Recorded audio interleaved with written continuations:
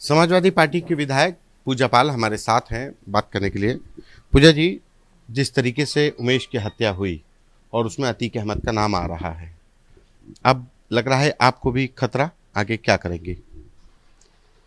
देखिए, हम लोगों का जो मुकदमा है राजू पाल जी के मर्डर केस का, वो अब वो अब क्या कहते हैं, सीबीआई स्पेशल कोर्ट लखनऊ में जा चुकी है। और मैंने क्योंकि पहले तो विवेचना लोकल पुलिस ने किया था। उसके बाद जब हम लोग को जब कोर्ट में गया तो कोर्ट में हम लोगों को यहाँ पे सुनवाई नहीं हो पाई, देख ही रहे थे। उसके बाद जब हाई कोर्ट में हम लोग की सुनवाई नहीं हुई, तब जा कर के मैं सुप्रीम कोर्ट में राजू पाल जी का केस ले गई। वहाँ पर मैंने 2-3 चीज़ों को अपना मैं खुद रखी कि भाई राजू पाल एक विधायक थे, दिन दहाड़े उनकी हत्या हुई और डेड बॉडी को नहीं दिया गया। उनकी माँ भी थी और 9 दिन की शादीशुदा उनकी पत्नी भी थी, तो डेड बॉडी क्यों नहीं दी गई? एक विधायक की दिन दहाड़े हत्या कर दी जा रही है और लाश तक नहीं दी गई अग्नि अंतिम संस्कार करने के लिए। और जी जी जी, बहुत से ऐसे मुद्दे थे जो मैं सुप्रीम कोर्ट के रीट याचिका में मैंने लिखवाया था वकील साहब से, और उस मुद्दे पे बहस हुई और उसी के उपरांत विधायक राजू पाल जी की सीबीआई जांच का आर्डर हो गया। और 16 में आर्डर हुआ है और 19 में पूरा विवेचना हो करके ये सीबीआई स्पेशल कोर्ट में जा चुका। अब हम लोगों का ये ट्रायल चल रहा है। उसमें हमारा बयान हो चुका है, क्रॉस हो चुका है, चीफ लिख चुकी है, क्रॉस भी हो चुका है, परसों जा कर के हमारा कंप्लीट हुआ है। अब और गवाहों की जो रुखसाना हैं, शादिक हैं, ओम प्रकाश पाल हैं, अब उनका होगा। जी। हत्याकांड में से उमेश पाल थे तो वो भी एक मुख्य गवाह थे। वो देखिए, अभी मैं इस चर्चा में इस बात पे कोई चर्चा नहीं करना चाह रही हूँ, मगर वो पुलिस के द्वारा बनाए गए गवाह थे और वो अपने अपहरण का यहाँ इलाहाबाद में मुकदमा लड़ रहे थे। और क्योंकि उनको ये है कि उनकी पकड़ लमसम काफ़ी अच्छी थी, तो उनको कहीं से पता था कि हमारा नाम सीबीआई में नहीं है, तो वो अपना यहाँ पे इसी वाले केस में पैरवी कर रहे थे और हम राजूपाल मर्डर वाले केस में पैरवी अभी तक कर रहे थे। जो कल एफआईआर दर्ज हुई उसमें उनकी पत्नी ने लिखाया कि 2006 में उनके पति का अपहरण हो गया और अतीक अहमद ने जबरदस्ती अपने पक्ष में गवाह बयान दिलवा दिया। हाँ, वो उसी का मुकदमा लड़ रहे थे, वही वाला मुकदमा जो कल दे कर आए, तो वही वाला मुकदमा था। तो वो वास्तव में उन्होंने अतीक अहमद के पक्ष में गवाही दी है। सन 2000 ऐसा है, देखिए अभी तो जैसे होता है कि ना, बहुत साल हो गए तो बहुत लोगों को कुछ मालूम नहीं है। सन 2005 में राजू पाल जी का मर्डर हुआ। सन 2006 में राजू पाल मर्डर केस का ट्रायल चलने लगा, जिसमें सारे गवाह हॉस्टाइल हो गए थे। सिर्फ इसमें मैं और मेरी सास रानी पाल जी बची हुई थी। मैंने अपने वकील साहब से चर्चा किया कि इस तरह से मुकदमा को मेरे ख़त्म करने का सोचा जा रहा है, तो मैं क्या कर सकती हूँ। उस समय मेरी तबीयत भी ख़राब रहती थी और वास्तव में तबीयत ख़राब रहती थी, मैं नींद की गोली खा के तो सो पाती थी।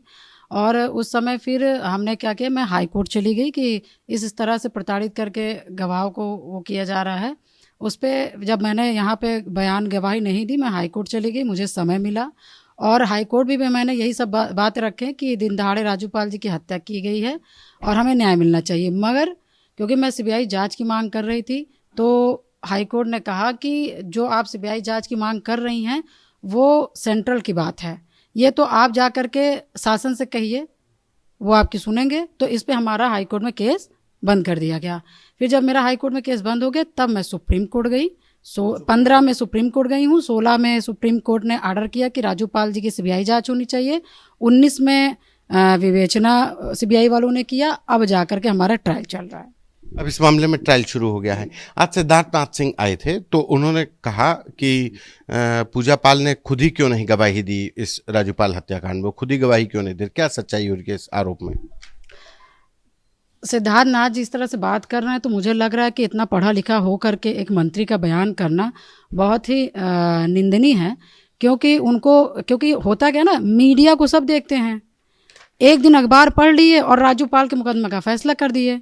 मगर उनको भी यही नहीं मालूम है कि वादनी मैं थी, राजू पाल के मर्डर केस को मैंने लिखाया था और वादनी का बयान ना हो, ये हो ही नहीं सकता।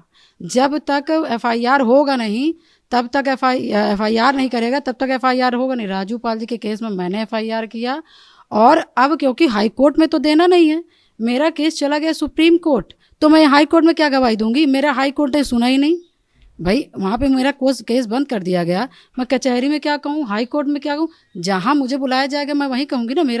मेरे राजू पाल जी का केस सीबीआई जांच में जा चुका है और सीबीआई कोर्ट ने मुझे बुलाया, 3 सम्मन आए। आरोप गलत है, ये आरोप गलत है और मुझे लगता है कि अब सही में सिद्धार्थ नाथ जी को राजू पाल जी की जो रीट याचिका है उसको पढ़ना चाहिए। जब पढ़ोगे तभी आप बोल पाओगे। ये तो आप एक दिन मर्डर हो गए, आप संपैथी लेने के लिए आज बोल के चले जाओगे।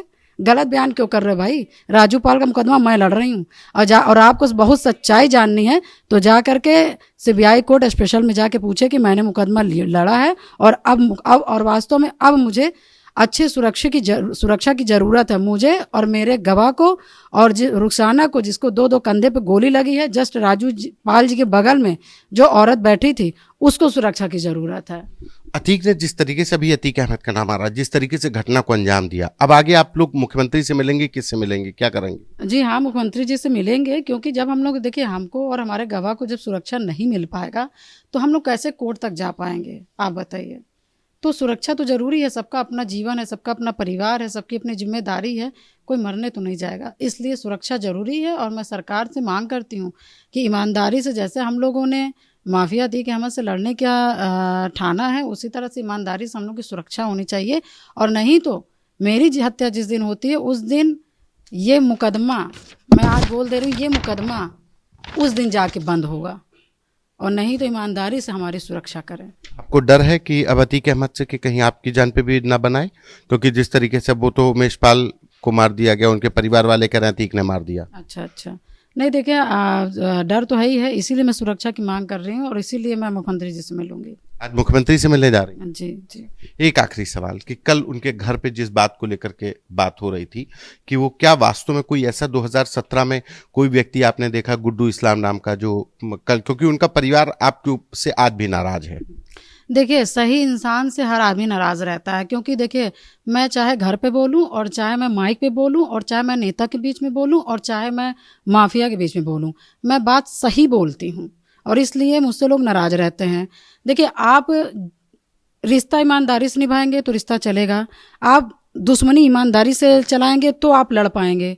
और मेरा बस एक था कि सन 2017 में ये जो ब्लेम लगा रहे हैं, बस मेरा सन 2017 में, क्योंकि मैं देखिए अब आप पूछ ही रहे हैं तो मैं बता दूं, क्योंकि अफवाह बहुत तरीके की होती है। सन 2005 में सन 2005 से लेकर के 6 महीना हम और उमेश पाल बोले और उसी के बाद जब मुकदमा अतीक अहमद के फेवर में उन्होंने कर दिया, उसके बाद से हमारे उनके रिश्ते में खटास आ गई।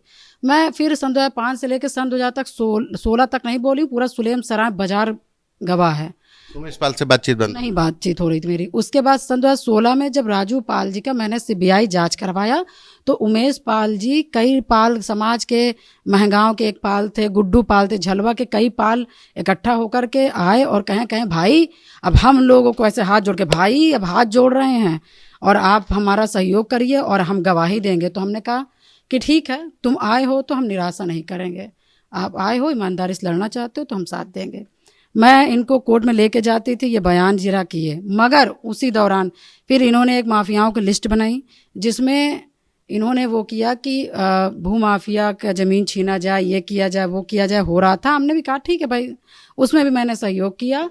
और योगी आदित्यनाथ मुख्यमंत्री जी से मैंने उस समय, क्योंकि मैं एमएलए नहीं थी, तो जो बृहस्पतिवार को मिलते हैं जनता दरबार में, मैं उस पर मिली और योगी जी से रिक्वेस्ट किया और इनके ऊपर सब कार्रवाई हुई। कार्रवाई के उपरांत मैंने देखा कि मैं रात को 12 बजे मैं लखनऊ से आ रही थी। उस समय मेरा ड्राइवर बबलू यादव था, मेरी काली फॉर्चूनर थी, हम आ रहे थे तो मैंने देखा एक वाइट फॉर्चूनर वहाँ पर खड़ी थी और पर वहीं उमेश के घर के आगे, और मेरी भी वहीं पे मैंने गाड़ी खड़ी की और मैंने दीवान जी रुकिए और एक दीवान जी चलिए, बस भाई से मिलके चले आते। हमने कहा ठीक, उन्होंने कहा ठीक। मैं गई पहले इनके ऑफिस में, तो क्योंकि मैं फ़ोटो सबका देखी हूँ तो इसलिए मैं अपने दुश्मन को अच्छी तरह से जानती हूँ। उस समय कम्मो जाबिर लोग हैं, अतीक के शूटर हैं, तो मैंने इनके ऑफिस में जाबिर को देखा, क्योंकि एक लोग जेल में थे, चौड़ा फेस था और बाल थोड़े से ऐसे ऐसे थे। तो हमने उसी समय मैं आकर बैठी तो हमने कहा कि भाई ये तो वह कम्बो जाबिर है ना, तो फिर हमको कह रहे भाई कोई बात नहीं है, अपना फिर इधर उधर की बात बताने ये लगे। कम्मू जाबिर राजूपाल हत्याकांड में भी शूटर था। ये अतीक के शूटर हैं, नामजद नहीं मगर अतीक के शूटर हैं, बहुत मर्डर इन्होंने किया। फिर उसके बाद फिर मैं चिल्लाई, उसके बाद फिर हमने कहा कि हमने कहा कि दुश्मनीदार आदमी को अपने घर की चौहद्दी दुश्मन को कभी नहीं दिखाना चाहना चाहिए। उसके बाद मैं ऊपर गई, मैंने भाभी को डांटा, मैंने कहा ये बताओ नीचे फला आदमी बैठा है, और जब ऊपर गई तो मेरी भाभी परेठा सेक रही थी और एक मुस्लिम आदमी था बेडरूम में, उसको परेठा खिला रही थी। मैंने उसको उसी समय डांटा, हमने कहा उसकी बुद्धि खराब हो गई, मगर तुम्हारी तो बुद्धि नहीं खराब होनी चाहिए। दुश्मन आदमी को तुम घर बैठाओगे और क्या कहते कल कदार कोई बात हो जाएगी तो जिंदगी तुम्हारी खराब होगी। इसलिए मैंने कहा क्योंकि एक विधवा औरत और एक बिना आदमी की औरत ही उसका दर्द बता सकती। और आज ये मर गए ना, 4 दिन अभी सब इनको छापे रहेंगे, चौथे दिन अकेले रोएंगी, मरेंगी और अपने जीवन काटेंगी। क्योंकि मैंने झेला इसलिए मैं मुंह पे कह देती हूँ, और कोई कुछ भी समझे, हमको डर किसी का नहीं लगता। कमरे में किसको पराठा खिलाते? सुन लीजिए, मेरे ऊपर अब, क्योंकि मैं बहुत मतलब नहीं जानती मगर मुस्लिम था, मगर मेरे ऊपर ब्लेम लग रहा है। मैं कह रही मेरा भी नार्को टेस्ट करा लिया जाए। अब उमेश पाल मर गए, उनका भी नहीं नार्को टेस्ट हो सकता, मगर उनकी माँ को पल पल की चीज़ें जानकारी थी, उनका नार्को टेस्ट करा लिया जाए और पता चल जाएगा कि कौन अतीक से मिला है, कौन नहीं मिला, और कितना अतीक अहमद के कौन दुश्मन था और कितना हमदर्द थे। अतीक अहमद के दोस्त हो गए तुम इस बार? देखिए, क्योंकि कम्मो जाबिर आके बैठे हैं, ऊपर बैठे हैं, हम तो देखिए 18 साल से मैं बहुत कुछ जानती हूँ। सिर्फ गवाह का नाम होने, क्योंकि वो मेरे परिवार के सदस्य, मैं कुछ बोलने लगूंगी तो मेरी भी इज्जत उड़ेगी, ठीक है ना। मगर जब उनके घर के लोग आज ब्लेम लगा रहे हैं तो फिर जो 18 साल में इस पेट में जो भरा है ना वो भी निकलेगा। मैंने बहुत कुछ छुपाया है, मैं कुछ नहीं बताती हूँ, मगर जब मेरे ऊपर आप कीचड़ उछालोगे तो हम तो मैं कह रही हूँ कि अपने बाप की लड़की होंगी, अपने बाप की इज्जत लड़की होंगी, तो मेरा भी नार्को टेस्ट कराया जाए और उमेश पाल की अम्मा की भी कराया जाए, तब पता चलेगा कि अतीक के हितकारी हैं कि दुश्मनकारी हैं। ये पूजा पाल हैं, समाजवादी पार्टी के विधायक और राजू पाल हत्याकांड की पैरवी करता, जो मुख्यमंत्री से मिलने जा रही हैं। लेकिन एक बड़ी बात कहा कि उमेश पाल की अतीक अहमद से नज़दीकी थी, और ये बात उन्होंने खुद अपनी आंखों से देखी कि अतीक अहमद के घर में, उमेश पाल के घर में अतीक अहमद का शूटर बैठा था।